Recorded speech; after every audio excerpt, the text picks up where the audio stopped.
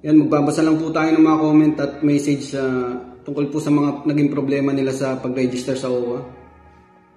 Yan, shoutout po kay Sir Ernesto Mendoza Rodriguez. Tanong lang po, pwede ba ma-update sa apps yung company name? Kasi mali yung company na nilagay nung nagbayad ako ng OWA sa DMW Riyadh. Yan, kukonsult po natin sa OWA. Yan, tatawag po tayo.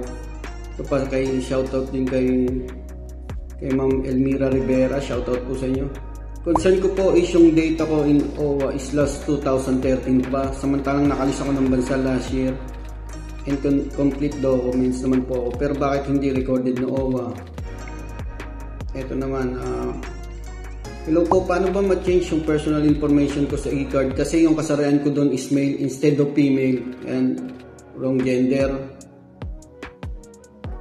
Ito naman kay Ma'am Katz Adira Gabriela. Sir, ito po lumalabas. Ito po yung OWA record not found. Please email mobile app. Okay, yan po yung tatawag po tayo ngayon sa OWA tungkol po sa mga concern na to. Bali, gagamitin po natin yung hotline na nakalagay dun sa apps. Okay, simulan na po natin. Open ko lang yung OWA mobile apps ko. Bali, 5 ng umaga dito sa Saudi, 10 na sa atin. Tatawagan natin yung hotline ng OWA.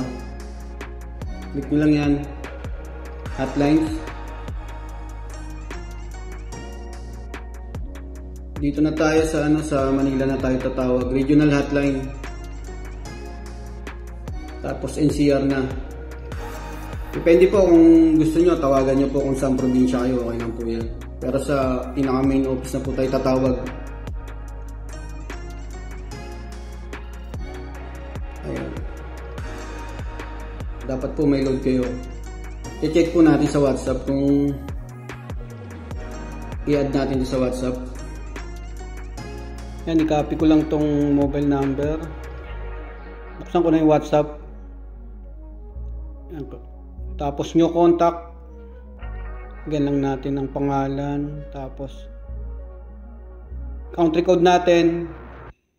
Hanapin nyo lang Philippines. Tapos yung mobile number, i-paste natin dyan. Yeah, hindi po siya pwede sa WhatsApp. May iba po akong contact, yung OWA Cares. Kita-try po natin doon. Naka-message na po ako dyan dati. Tawagan na po natin.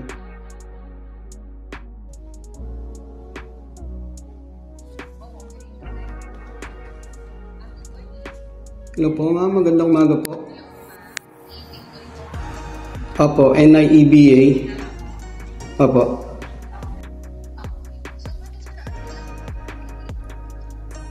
Yung i-update ko po sana yung passport kaso wala pong option doon.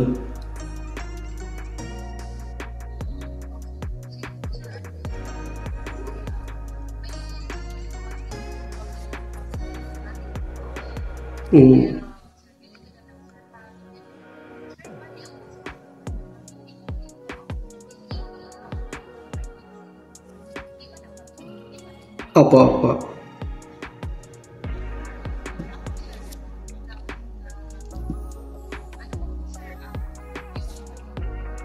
Yun lang po ma'am, pero may nare-receive po akong mga message na kasi po ako dito, content creator dito po ma'am sa Saudi Arabia.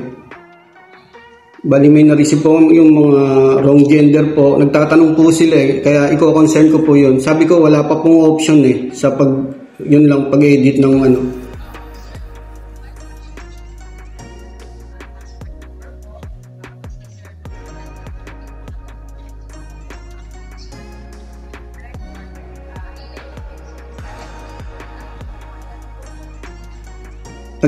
Pakiulit nga po ma'am.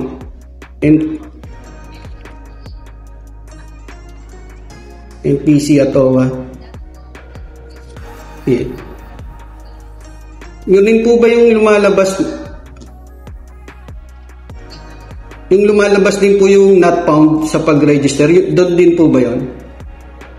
Iba naman. May concern po ako ma'am. Pwede ko po bang ako mag-email sa mga ibang kabayan natin dito na hindi po alam na Kasi nagbo-volunteer din po ako. Oh.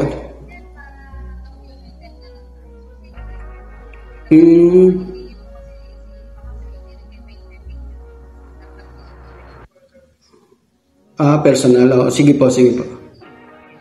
Sige po ma'am, maraming salamat po. Mabuhay po kayo sa OWA. Maraming salamat. Ayan, natawagan na po natin yung sa OWA Cares. Bali, mag-i-email po ng personal sa mga nagkaroon po ng mga problema, yung record not found, wrong gender, saka mga hindi po updated na records. Ayan po kabayan, sa susunod na video naman natin yung gagawa po tayo ng video tutorial sa mga hindi po marunong mag-email.